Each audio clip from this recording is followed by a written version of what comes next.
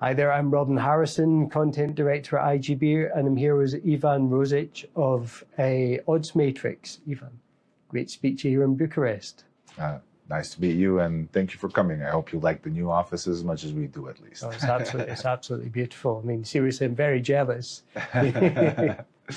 So, Ivan, so in 2023, OddsMatrix, I suppose the refocused OddsMatrix following the 2018 kind of restructuring of the the kind of product offering, completed its biggest launches with Bet at Home and TipMix Pro going live, and also in the results for last year you posted kind of record revenue and profitability. So how are you going to top that in 2024? Like, what's next? Well, part of our hopes is that we launch those two projects like late in 23, so we're going to be seeing the numbers in 24 hopefully, so that's going to contribute definitely to the growth.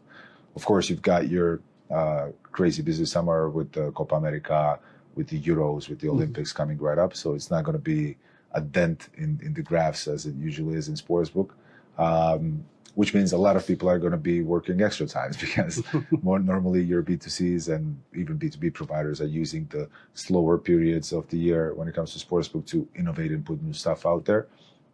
This time around, nobody's going to have that luxury. You're going to have to be there for the punters fully and immersed completely. So we're looking forward to that. We're also looking forward to, spreading our new micro kind of services that we've started developing in order to cater to cooperations with bigger, more established tier one names across the globe. So what we've been doing in particular is this historical odds and odds audit services that enable the operators to actually sharpen up their odds. The amount of data that we can provide for them ensures that they can actually see retrospect of how they did for every single particular match and every single particular market within that match during live betting, and they can see how precise their odds were, and then they can work that into their models and make sure that they're offering the best possible odds to their punters. Apart from that, we're launching our first omni-channel client. It's been, I think, almost 2 years now since the acquisition of the company Zagreb happened, and the technology, the retail sportsbook technology that they brought into the company has actually been something that put us on a completely different scale. And I think I'm very excited about it because I've been in the industry for about 7-8 years now. I've been involved heavily in some big retail projects as well. And I know for a fact that there hasn't been any new retail technology for the last decade or so. And I think, we're trying to put an emphasis there that this might be, in most of the markets, something that's on a downward kind of trajectory, but it's never going to go away, because if you have the regulation in place that allows you this is the best possible way to scream towards your players that you are there for them, being present there on the streets along with them, for them to have an ability to walk up to a store and actually ask any sort of question. It's a completely different level of trust that's, I don't think, ever going to be achievable if it's only pure online that's allowed in the market. So I think that's why we did that investment. That's why we're betting on having retail there for a longer period of time. And with this first big project that we're doing, I think it's going to be a reflection of what else can be done in bridging the online and retail into one single kind of entity, so to speak. It's really interesting, that project, and obviously, I'm really eager to hear about it as and when it kind of launches. But with these deals, so you've got a big omni-channel launch, you've got Bet at Home, you've got TipMix Pro. Like, do you see these as like a proof of concept for further launches, or do you feel that these almost stand alone? Like, essentially, I suppose what I'm getting at here is, what stage is OddsMatrix in that kind of sports betting supplier space? Like, do you see yourself as a challenger? Do you see yourself as, kind of like an established name with these kind of client wins, or do you see it as something kind of different and more disruptive? Well, honestly, I think we're trying to be as disruptive as possible and bring something to the table that nobody else can provide. Of course, with so many elements into the correct recipe for a sportsbook. You're always going to have different situations. So we're trying our best to build a toolkit, more or less, for the partners. We're a pure B2B company that's focused solely on our partners. And we're not in the business of basically, producing websites on a track and just pushing them out there to be alive for a year or two and then just go, shut down. We're looking for long-term partners, long-term commitments, relationships that we can help, create a synergic kind of approach. We've seen that in most of the industry, you always have the problem of how to run a relationship with your provider or vice versa with your operator and partner. I think it's something that we're trying to approach very carefully. We're not going to be jumping at every single opportunity. We're choosing our projects right now. I think we have the technology, and now we have the recognition with these projects that gives us that luxury. And I think for us, the most important part of any story that is going to be told is that we're there for what they need. So I think we talked about it a bit earlier today.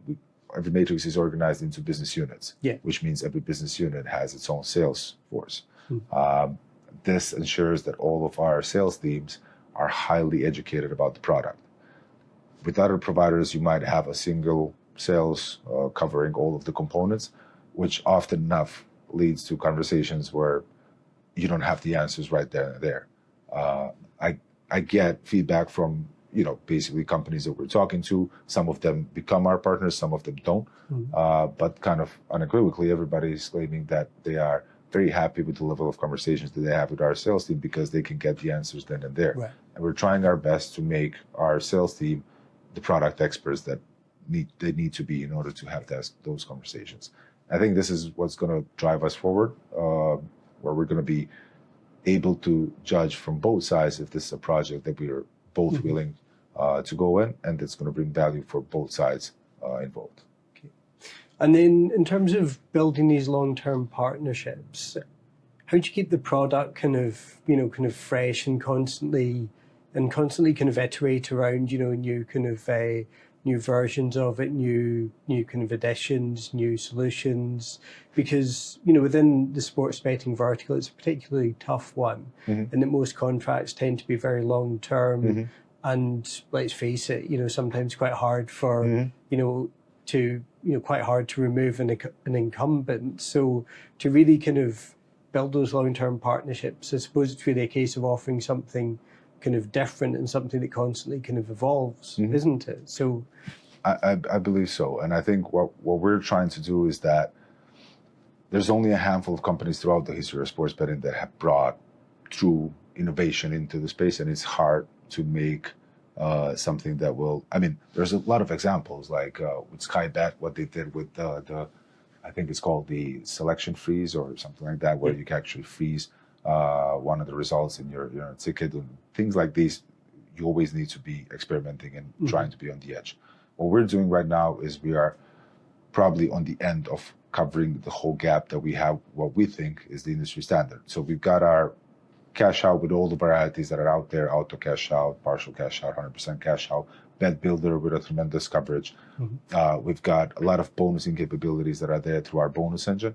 One thing that we're rolling out mid this year is early settlement, which I think is the next thing that's going to be standard for everybody.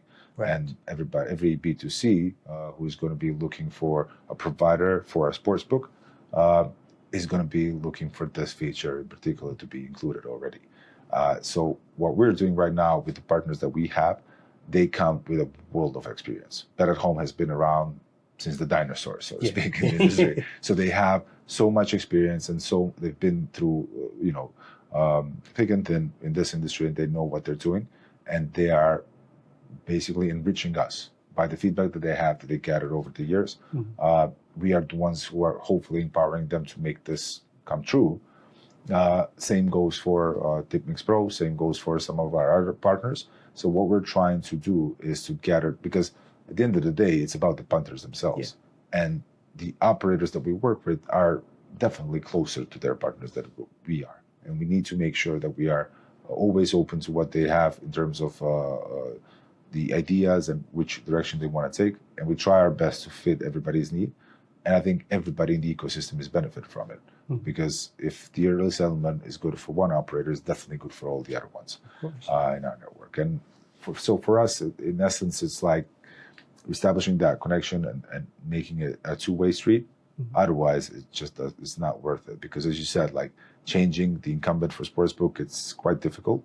And I think what we're trying to bring to the table is the synergy that we can create with our products. Because when you look at it high level with the casino aggregation and the casino platform, it's something that a lot of operators can plug and play more or less. Yeah. When it comes to sportsbook, they like to tie it in with the platform, with the payment methods. Like it's got more often than not, it's part of the same equation. But what we're bringing with Bonus Engine covering both sports and casino is a unique opportunity for operators to benefit from the synergy of it and actually moving the players around and creating their own paths.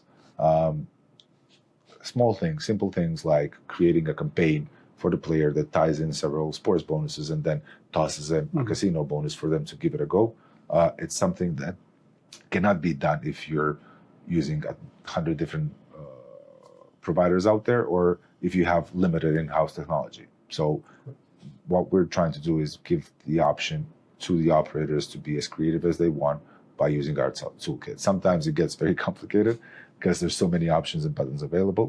But I think when it comes to the ideas, it's all about figuring out and understanding what the operators want and need, and for us to help them achieve that. Amazing. Ivan, thank you very much. All right. Thank you.